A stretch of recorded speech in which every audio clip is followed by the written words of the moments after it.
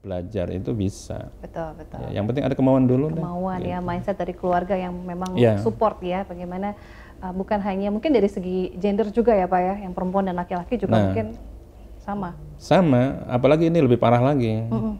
Karena orang tua itu masih berpikir zaman dulu itu ya, wis nong ya. Kalau sirma wong wadon gitu ya, udah wong wadon nggak usah ke sekolah tinggi-tinggi katanya begitu. Nanti juga nanti di dapur lagi. Itu masih ada, bahasa itu masih ada. Seperti itu ya. Ya, masih ada.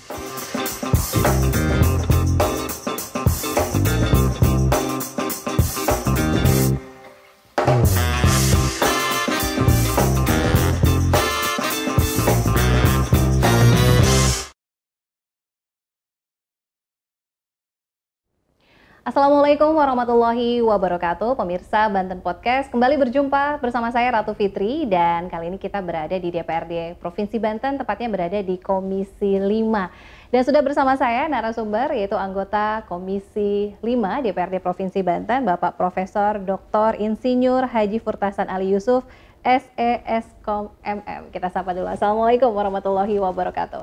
Ya.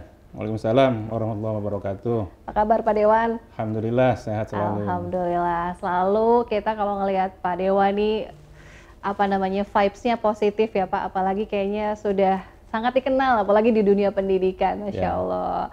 Ini yang nggak kenal nih kebangetan nih. Rektor juga ya Pak di Universitas Bina Bangsa. Masya Allah. Ini bagi waktunya gimana nih Pak? Waktu itu tetap 24 jam. 24 jam. Cuma tetap kita bisa memanage waktu itu. Betul. Yang penting jaga kesehatan, keluarga juga penting ya Pak. Ya, harus sebanding, ya. Harus sebanding ya. Sudah terbiasa juga mungkin ya Pak dengan ritme pekerjaan. Sudah paham maklum. Wah, ini alhamdulillahnya juga pesta demokrasi sudah dilewati, tinggal menunggu hasil resminya ya Pak ya. Untuk 14 Februari kemarin hari kasih suara katanya Pak. Kasih suara, betul. Hari kasih suara sekaligus hari kasih sayang ya. Dipilih biar momentumnya juga biar nggak lebih lancar, lebih kondusif juga begitu. Tapi melihatnya memang alhamdulillah di Banten ini lancar begitu ya Pak untuk partisipasi pemilihnya juga. Secara keseluruhan saya lihat lancar. Artinya informasi sampai 80% tingkat partisipasinya, tapi kita lihat hasil akhir ya. Karena ini masih proses ya Pak ya. Masih proses. Dan alhamdulillah nih, kalau nggak salah dengar nih katanya udah mau lanjut ke Senayan aja nih Pak Dewan nih. Bener nggak sih Pak? Ya memang betul. Jadi saya kemarin ikut kontestasi ke DPR RI dan menurut hasil perhitungan sementara, insya Allah sudah kelihatan hilalnya. Waduh, alhamdulillah ya, sudah kelihatan hilalnya. Jadi artinya ini udah mau siap-siap kemas juga ya Pak ke Senayan nanti mungkin sisa masa jabatan di sini. Ya, tetap kita lanjutkan tugas pokok di sini sampai akhir September. Sampai akhir September, jadi masih ada kurang lebih 6 bulan ke depan ya Pak ya. Ini masih di Provinsi Banten. Walaupun ke Senayan tapi juga membawa perwakilan dari aspirasi masyarakat Banten tentu saja ya Pak. Ya, udah pasti itu karena kita kan berangkat dari Dapil Banten 2, di mana Dapil Banten 2 itu terdiri dari Kota Serang, Kabupaten Serang dan Kota Cilegon. Tentu di pundak ini kan ya memang ada beban untuk lebih aspirasi besar ya, Pak, ya? Yang harus dibawa ke sana dan kita mengurus masyarakat lebih luas daripada yang kemarin. Betul, kalau kemarin mungkin terbatas begitu dapilnya, kali ini lebih luas lagi, sebanten bahkan mungkin ya, istilahnya dapilnya tadi. Walaupun tadi disampaikan juga memang di Banten periodenya baru sekali, tapi sebelumnya di kota juga sudah tiga periode ya Pak ya. Jadi ini memang bukan hal baru sebetulnya. Tahun yang kelima. Tahun yang kelima. Maksudnya tahun yang kelima periode. 5 periode, betul ya. Ini masuk langsung ke Senayan. Mudah-mudahan ini dukungan dari masyarakat, kemudian juga kepercayaan dari masyarakat pun juga bisa berjalan. Apalagi tadi ya perpanjangan tangannya bukan hanya di Dewan Provinsi, tapi sekarang sudah ke nasional artinya. Sudah lebih jangkauannya udah lebih luas lagi begitu ya Pak? Jangkauannya lebih luas, tanggung jawabnya lebih luas nantinya itu kan. Ya memang bebannya juga lebih luas. Betul. Mudah-mudahan ya ini kalau sudah ada perpanjangan tangan, apalagi mungkin kalau Pak Dewan ini concern sekali ke pendidikan mungkin ya Pak ya? Ya, memang saya mungkin ditakdirkan oleh Allah berkecimpung di bidang pendidikan. Betul. Karena mulai dari awal bekerja, belajar bekerja, mulai dari tata usaha. Sampai menjadi instruktur, sampai menjadi guru, sampai jadi dosen, bahkan sampai sekarang jabatan fungsional tertinggi, guru besar sudah saya raih. Itu artinya saya memang tidak instan ya Pak? Tidak instan dan berproses panjang. Betul, betul. Jadi ini mungkin menjadi inspirasi juga untuk kita semua ya Pak Dewan ya. Karena semua ini butuh berproses, tidak ujuk-ujuk langsung instan dengan posisi saat ini begitu. Semuanya ini ada prosesnya begitu. Nah ini saya balik lagi nih di Komisi 5 tentu saja juga berhubungan langsung ya mitra kerja ke pendidikan dan juga sektor-sektor lainnya. Karena waktu kita cuma 30 menit, mungkin saya ingin lebih fokus ke pendidikan begitu. Nah, provinsi kan memang kewenangannya di SMA dan SMK ya Pak ya. Kalau untuk kewenangannya. Sejauh ini seperti apa sih Pak melihat pendidikan di Provinsi Banten khususnya? Berdasarkan Undang-Undang Otonomi Daerah itu atau Undang-Undang 32 bahwa pendidikan diklasifikasi tanggung jawabnya kan. Kalau TK, SD, SMP itu ada di Bupati atau Wali Kota, SLTA ada di provinsi, dan pusat itu perguruan tinggi. Nah sekarang sudah terlihat, artinya tanggung jawab masing-masing itu di masing-masing tingkatan. Nah provinsi ngurusi SLTA, jadi mulai dari SMA, SMK dan paket C ya. Bukan paket C ya. Paket C betul. Nah itu menjadi tanggung jawab provinsi. Nah selama saya menjadi anggota Dewan Provinsi, memang masih banyak yang harus kita benahi sektor pendidikan ini gitu. Terutama adalah soal sarana prasarana yang tidak seimbang antara yang berada di perkotaan dengan yang ada di pedesaan. Pemerataan dari SDM. Terus penyebaran guru saya lihat ya, ini juga belum merata. Jenjang karir guru juga harus diperhatikan. Jadi banyak hal memang yang harus menjadi perhatian bersama, karena walaupun bagaimana pendidikan harus menjadi barometer. Betul. Ya ukurannya. Nah SLTA ini kan pendidikan sepertinya di persimpangan jalan. Setelah lulus SLTA dia mau kemana dia? Dia mau masuk perguruan tinggi boleh, mau dunia pekerjaan juga boleh, mau menikah juga sudah di atas usia menikah. Jadi persimpangan gitu sebetulnya gitu. Tapi kalau untuk angka istilahnya kalau dari SMP ke SMA untuk Provinsi Banten sendiri untuk yang melanjutkan ke jenjang SMA sudahkah juga tinggi angkanya Pak Dewan? Kalau melihat dari data statistik kan rata-rata sekolah anak di Banten ini kan ya baru di usia 12 tahun. Artinya masih rata-rata itu SMP kelas 2 tidak lulus ya berarti ya, tidak lulus. Tidak melanjutkan rata-rata sekolahnya di usia itu ya Pak. Berarti kan padahal itu masih jauh masih jauh dan sebetulnya pemerintah sudah memfasilitasi. Jadi tidak akan ada alasan sebetulnya orang tidak sekolah. Betul. Harus bisa sekolah, harus sekolah. Jadi ini kembali kepada mindset keluarganya. Jadi keluarga intinya ini. Yang nggak mau berubah. Kalau dari sisi fasilitas, sarana, kebijakan sudah ada, ya, Pak, ya? Sudah. Betul. Tinggal sekarang masyarakatnya mau berubah atau tidak. Kalau dengan merubah dengan cara belajar itu adalah cara yang paling cepat merubah nasib sebetulnya. Betul. Berarti angka rata-rata sekolahnya juga ini masih memang jauh ya, masih Pak? rendah. Masih rendah. Kalau dari presentasi karakteristik daerahnya pun juga mungkin di kabupaten mungkin yang masih harus dikejar ya. Kabupaten masih terutama yang di sekitar selatan ya, kemudian juga yang Kabupaten Serang juga masih gitu ya. Tapi ini ya kita tidak menyerah ya, terus kita dorong ya kesadaran akan belajar ini. Karena itu menjadi tanggung jawab bersama sebetulnya. Orang tua, pemerintah, masyarakat sekitarnya gitu. Ya, bahkan kita itu menyediakan sebuah tempat fasilitas khusus untuk mereka belajar itu bisa. Betul. Ya, yang penting ada kemauan dulu. Kemauan ya, mindset dari keluarga yang memang support ya, bagaimana bukan hanya mungkin dari segi gender juga ya Pak ya, yang perempuan dan laki-laki juga mungkin sama. Sama, apalagi ini lebih parah lagi. Karena orang tua itu masih berpikir zaman dulu tuh ya, wis nong ya. Kalau sirma wong wadon gitu ya, udah wong wadon nggak usah ke sekolah tinggi-tinggi katanya begitu. Nanti di dapur lagi. Itu masih ada, bahasa itu masih ada. Seperti itu ya. Masih ada. Nah, Oleh karena saya menghimbau kepada orang tua, anaknya laki-laki atau perempuan itu jangan dibedakan. Punya hak yang sama. Mereka tuh punya rezekinya masing-masing. Kalau disekolahkan bagus, kemudian dia punya karir, bisa ngerubah nasibnya juga. Betul. Setidaknya nih ya, kalau wanita itu sekolah, jenjang pendidikannya tinggi, dari sisi mindset, wawasan pasti luas, sisi pergaulan pasti luas. Biasanya juga jodohnya juga bagus. Betul. Kalau orang sekolah itu. Betul. Karena dia akan pasti secara otomatis akan ketemu di lingkungan dengan yang dunia pendidikan.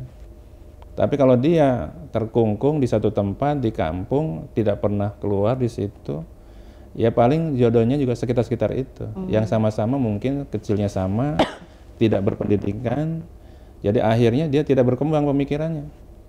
Nah ini yang saya sayangkan. Makanya kalau ada orang tua masih berpikir begitu, ini orang tua yang tidak akan merubah nasibnya. Dan itu anak harus didorong.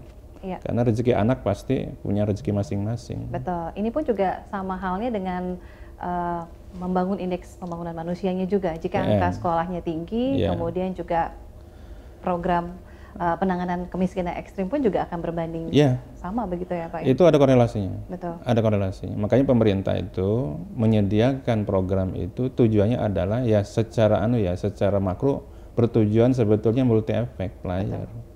Secara kemiskinan ekstrim juga pasti dikurangi, angka partisipasi kasar pendidikan juga pasti menurun gitu kan. Lalu tingkat kecerdasan atau indeks prestasi juga pasti akan menaik. Betul. Itu multi. Termasuk juga angka pengangguran kalau dari segi pendidikan yang mumpuni, skill dan lain sebagainya pun soal juga sama ya. Pengangguran itu memang ada dimensi sendiri ya. Karena akan ketersediaan dengan lapangan pekerjaan. Makanya pemerintah saya mendorong buka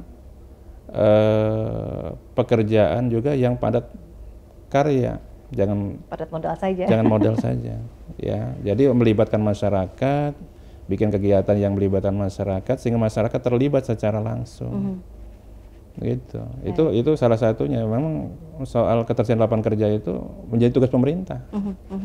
Nah, kita sebagai rakyatnya kan mencari pekerjaan, bahasanya begitu. Padahal menurut saya terminologinya itu kurang tepat. Kalau mencari itu otomatis harus ada yang kehilangan dicari. Betul. Jadi bagusnya disediakanlah lapangan pekerja atau menciptakan lapangan kerja sendiri. Jadi meng-create lapangan. Jadi makanya saya lebih didorong agar orang yang lulusan perguruan tinggi itu jangan mencari pekerjaan, berwirausaha. Menciptakan lapangan kerja sendiri dan dia secara otomatis kalau dia bikin usaha sendiri itu dia jadi bos. Nah, walaupun usahanya masih kecil tetap ya jadi bosnya. Iya, tidak tergantung pada orang lain. Betul. Ya, kalau dia bikin perusahaan, usaha misalnya PT atau dia angkat diri jadi direktur. Iya, jadi bos, ngaturnya sendiri, waktunya sendiri. Fleksibel ya. Iya, tapi kalau dia bekerja sama orang lain selama 8 jam itu waktu dia tergadai, istilah kira-kira begitu, dan tidak bebas. Betul ya. Dan waktunya akan terus rutinitas begitu habis ya. Sementara begitu mendekati pensiun, tidak ada bekal lain, tidak dipersiapkan dengan baik, akhirnya dia sindrom. Nah itu yang berbahaya. Nah makanya saya lebih cocok kalau anak-anak lulusan SLTA itu menciptakan lapangan kerja sendiri sehingga nantinya dia bisa berdikari sendiri, ya kan, bisa mandiri, dan secara lingkungannya akan berdampak kok. Betul. Ya. Jadi membuka peluang usaha. Kemudian Pak, kalau misalnya SMA dan SMK ini kan kewenangannya provinsi. Kemudian kalau misalnya dia menganggap, saya maunya kerja, tapi ternyata lulusan SMK ini juga penyumbang angka pengangguran juga. Nah, bagaimana link and match antara kurikulum sekolah SMK ya, terutama kejuruan dengan pasar industri? Bagaimana yang dibutuhkan dengan pasar industri dengan vokasi yang ada di SMK terutama?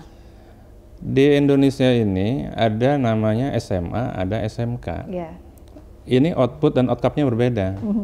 Kalau SMA memang diarahkan untuk studi lanjut.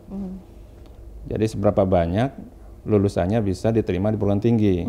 Itu kan kalau SMA.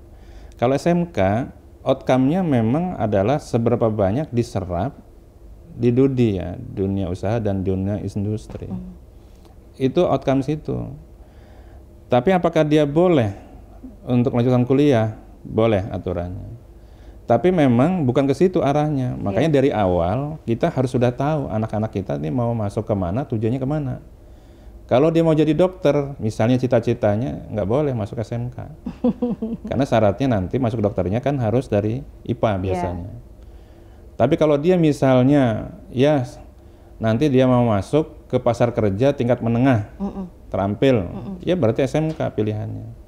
Setelah dia bekerja, dia mau ngelanjutin lain soal. Tapi prinsipnya begitu. Nah, sekarang pertanyaan tadi dikaitkan dengan banyak pengangguran. Nah, ini saya juga menyayangkan begini. SMK ini banyak-banyak jenisnya nih, macam-macam. Ya, ada bisnis, ekonomi bisnis, ada teknik, ada kesehatan dan lain-lain. Nah, ini harus dipilah lagi. SMK yang mana yang menyumbangkan banyak pengangguran? Karena pada dasarnya begini, perusahaan itu banyak. Lapangan kerja itu banyak. Cuma yang tidak ada adalah syarat kapasitas yang diterima itu yang tidak memenuhi syarat oleh perusahaannya itu. Contoh misalnya, yang diminta adalah misalnya ya, ahli tentang masalah udara misalnya. Lah sementara kita memproduksinya lebih banyaknya ekonomi dan bisnis SMK-nya. Otomatis kan nggak nyambung. Nah disitulah. Ya makanya saya juga menghimbau pada teman-teman, terutama kepala dinas yang punya kewenangan memberikan izin. Sekarang sudah stop ekonomi bisnis, arahkan kepada keterampilan-keterampilan program studi yang mengarah ke keterampilan. Di Banten ini kan banyak industri, arahkan ke situ. Di Banten ini juga banyak dilingkupi oleh laut. Ayo buka perkapalan ya kan, pelayaran kayak itu yang betul-betul ya, sebetulnya dibutuhkan. Nah, jadi tidak kaget sebetulnya kalau kita, karena saya lihat statistiknya banyak ekonomi dan bisnis sehingga numpuk. Jadi itu yang mungkin memproduksi pengangguran seperti itu.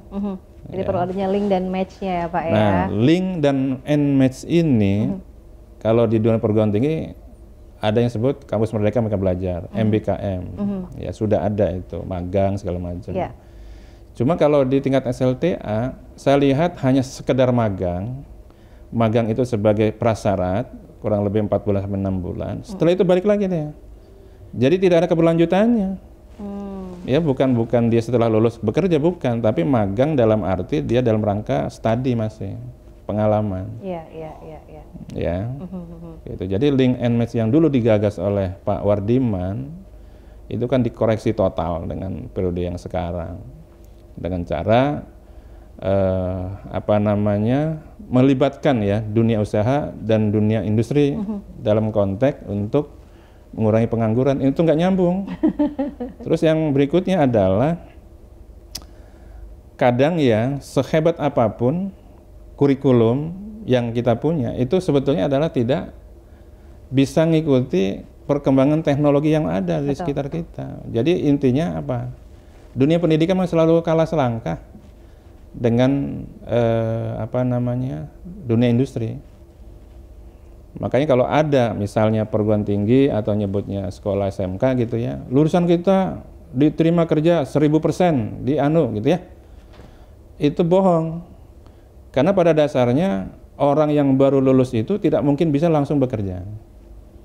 Tapi kalau misalnya begini bahasanya, lulusan S1 atau SMK itu siap dilatih untuk jadi tenaga terampil, itu benar. Makanya kenapa ada diklat, pendidikan dan pelatihan, itu fungsinya itu. Karena diklat adalah fokus kepada persoalannya. Tapi kalau dunia pendidikan selalu ketinggal dengan dunia usaha, itu karena dilihat dari kurikulumnya memang begitu kondisinya. Jadi kurikulum selalu ketinggal selangkah jauh daripada perkembangan industri yang ada. Baik ya, pastinya masih ada beberapa PR begitu ya Pak ya. PR-PR yang memang mudah-mudahan bisa terkejar. Kemudian Pak, ini mungkin yang memang masih setiap tahunnya selalu hadir ya, apalagi untuk SMA terkait dengan sistem penerimaan siswa baru.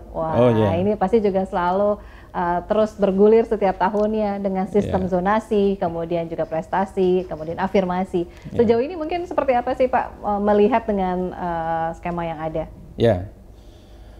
PPDB itu sebetulnya kegiatan rutinitas setiap tahun dan sudah ada agendanya juga setiap tahun begitu. Tapi pertanyaannya kenapa setiap tahun tuh problemnya selalu muncul, ya itu aja. Itu lagi. Ya kan? Iya. Karena akar masalahnya nggak diselesaikan. Banyak faktor ya, salah satunya misalnya tidak komitmennya penyelenggara pendidikan yang di sekolah masing-masing. Itu ada. Kepala sekolah lebih banyak meraup sebanyak-banyaknya. Padahal standarnya adalah satu kelas kadang rata-rata tuh standarnya 34. Iya, tapi faktanya saya menemukan ada yang sampai 48, ada 50, 54. Wah. Dia laporannya cuma 10 kelas, 10 rombel ya. 10 rombel gitu, tapi faktanya pada saat pelaksanaan belajar melebihi. Bahkan ada yang nggak dapat kelas tuh Pak, belajar di lantai. Nah, itu yang saya anggap tidak komitmen, tidak konsisten kepala sekolah. Karena kuncinya ada di kepala sekolah lagi sebetulnya. Kalau dia konsisten, komitmen, ya itu aman.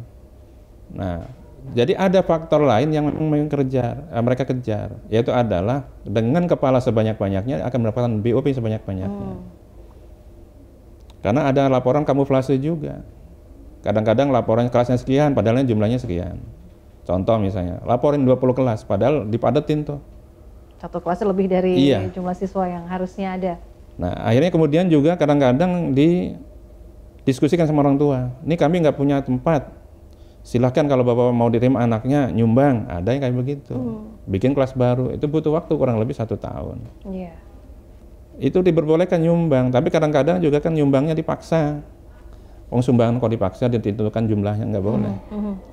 Ya, jadi PPDB itu salah satunya tidak komitmennya itu. Yang keduanya adalah soal negeri dan swasta. Saya ini membawa aspirasi teman-teman sekolah swasta agar komitmen para sekolah negeri ini harus berkomitmen supaya sesuai standar aja gitu. Kasihan nanti nggak kebagian siswa ya Iya, Pak? karena tidak adil menganggapnya teman-teman swasta ini nggak adil. Negeri itu 2 hal nggak pernah dicari. 1, siswa datang sendiri. 2, anggaran datang sendiri. Tinggal ngitung doang. Kalau swasta, siswanya carinya door to door.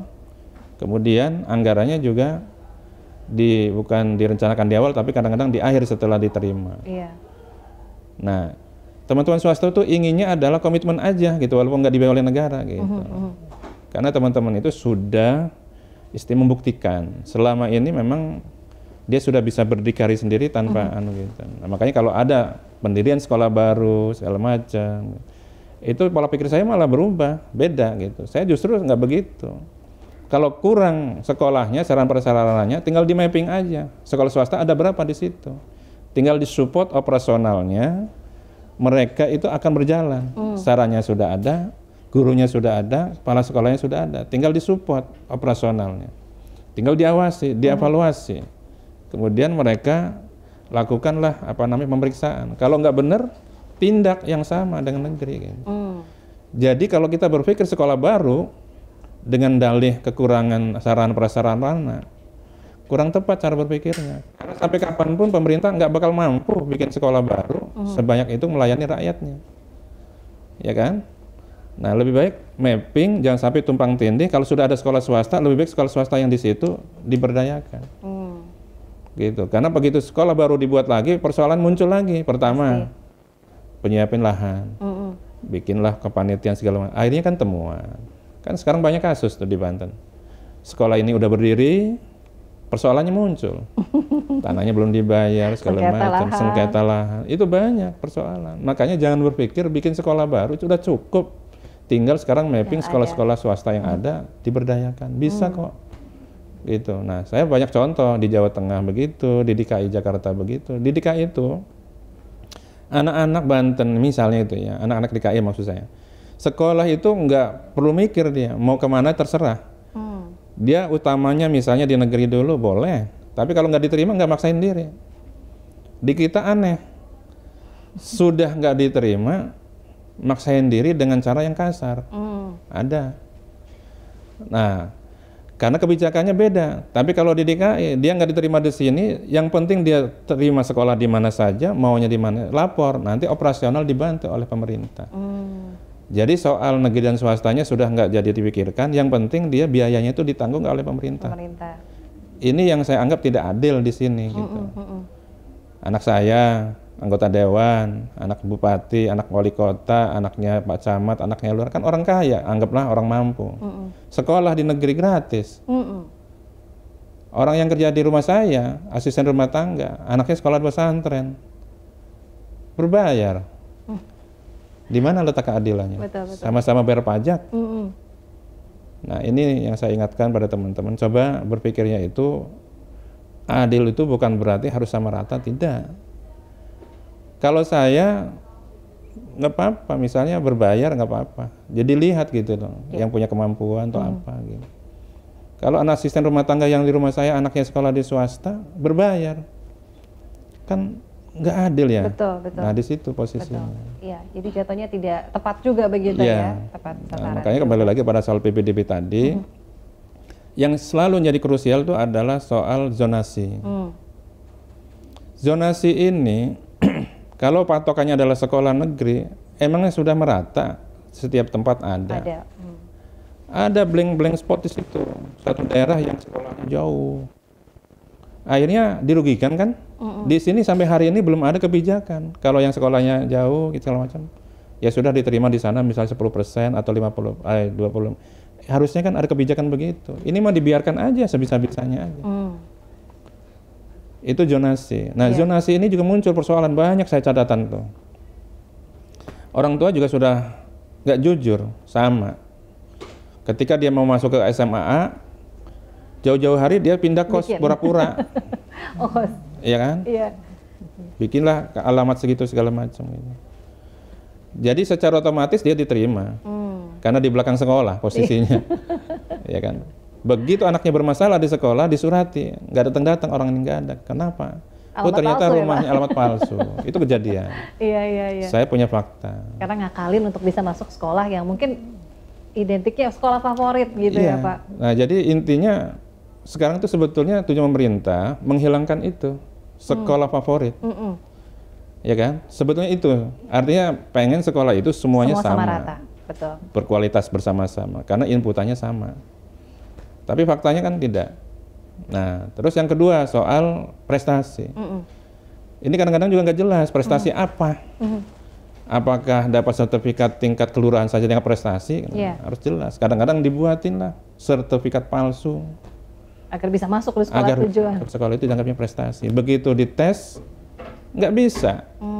Kan nggak bisa dibohongi ya. Kalau soal prestasi itu soal keterampilan misalnya. Dia ahli apa misalnya bulu tangkis, dites bulu tangkis nggak bisa. Kejadian. Nah yang afirmasi perpindahan yang tidak mampu memang sudah ada porsinya, tapi yang jadi persoalan itu adalah yang zonasi. Nah ini menurut saya, cobalah dipertimbangkan lagi, diulang lagi, polanya dirubah. Saya lebih cenderung mengedepankan akademik. Dites aja, namanya kita tuh dites, tapi dites ini harus ada persyaratan khusus adalah warga situ, orang situ, sehingga dia tidak menyelimpang kemana-mana. Jadi fair ya Pak ya? Fair. Jadi artinya tetap kalau menjaring orang yang berprestasi di sekitar itu dapat. Nah sehingga kalau sudah prestasinya itu yang dijadikan ukuran, orang tua juga nggak melaksanakan. Betul. Hari ini ada orang tua yang bawa golok ditaruh di depan kepala sekolah, anaknya nggak diterima itu. Begitu. Persoalannya apa? Karena dia membandingkan. Tangga dia diterima, dia nggak diterima, padahal satu level tuh rumahnya. Kenapa nih ya? Kenapa ini nggak kena? Nah, akhirnya muncul ya seperti itu. Banyak sekali PPDB. Makanya ini sebentar lagi datang waktu penerimaan tinggal beberapa bulan lagi. Nah, ini harus kita siapkan perangkat. Ya, nah Komisi 5 akan berperan mendorong itu. Aturan sebetulnya tiap tahunnya kita buat. Cuma aturan itu kadang-kadang dilanggar tapi nggak ada sanksi. Ini yang mungkin yang bisa harus dikedepankan sanksi. Kalau menurut saya setelah PPDB audit seluruh kepala sekolah diaudit, yang melanggar pindahkan dulu sanksi beratnya, misalnya itu apakah administrasinya pindah ke daerah selatan atau kemana yang jauh gitu. Sehingga itu pembelajaran. Efek jerah ya Pak? Ya, pembelajaran. Jangan sampai nanti diulang lagi. Kalau ini dibiarkan setiap tahun kondisinya kayak begini, saya yakin besok akan diulang lagi. Betul. Jadi setiap tahun dengan kejadian yang sama, hal yang terulang lagi setiap tahunnya hal yang sama. Iya, itu ada persoalan yang menurut saya digantung terus. Menurut saya nggak bagus. Ya, harus ada evaluasi bersama-sama, harus ada sanksi kalau yang melanggar. Itu baru bisa ditegakkan. Di Jawa Barat itu saya sudah beberapa kali kunjungan, bagus sekali. Bagus sekali, PPDB-nya bagus. Mungkin bisa diadaptasi ya Pak ya? Bisa, adaptasi dan diadop juga sekaligus sistemnya. Karena di sana punya komitmen bersama, di Jawa Tengah punya komitmen bersama. Anaknya siapapun, kalau emang tidak masuk, ya sudah gitu. Kalau kita beda. Kalau kita misalnya punya koneksi, punya pejabat, punya anak saya harus. Jadi pokoknya, kalau sudah kalimat pokoknya harus masuk, ya sudah. Jalur orang dalam kata istilah ini Pak. Iya. Aduh, ini seru sekali, tapi karena kita terbatas karena waktu nih Pak Dewan, sudah hampir 30 menit, tapi ini menarik sekali, mudah-mudahan nanti kita bisa lanjutkan lagi di sesi berikutnya, ngomong-ngomong soal pendidikan, sebelum nanti ke Senayan mungkin ya Pak Dewan ya, insya Allah nanti kita bisa kumpul lagi dengan Pak Dewan. Terakhir mungkin Pak, pesan yang ingin disampaikan sebagai closing statement hari ini, silakan. Ya, kalau saya mengimbau kepada orang tua, yang memang tahun ini ya akan memasukkan anaknya ke lembaga pendidikan, pertama memang harus pilih-pilih sekolah mana memang yang harus dimasuki. Yang kedua, punya anggapan bahwa sekolah ini bisa menjamin kehidupan dia ke depannya, itu juga tidak demikian. Prinsipnya adalah ikuti, lihat kemampuan, minat, dan bakat anak-anak kita sendiri. Jangan memaksakan kehendak. Sebab nanti yang akan menjalani adalah anak-anak kita sendiri. Kalau anak kita masuk kepada suatu tempat, sekolah mana gitu, lalu terpaksa kondisinya, dia akan putus di tengah jalan. Lebih baik ikuti minat bakatnya, insya Allah dengan cara itu anak kita menjadi orang yang bertanggung jawab ke depan. Demikian. Baik, terima kasih banyak Bapak Profesor Furtasan Ali Yusuf sudah memberikan waktu untuk ngobrol-ngobrol di sesi kali ini Banten Podcast. Mudah-mudahan selalu diberikan kesehatan Pak, kelancaran, dan nanti kita bisa ngobrol-ngobrol lagi dengan tema yang berbeda. Baik, pemirsa Banten Podcast, tuntas sudah kebersamaan kita di episode kali ini. Jangan lupa ya, bisa di-share, komen, like, dan subscribe channel Banten Podcast. Ratu Fitri pamit. Wassalamualaikum warahmatullahi wabarakatuh. Waalaikumsalam warahmatullahi wabarakatuh. Terima kasih.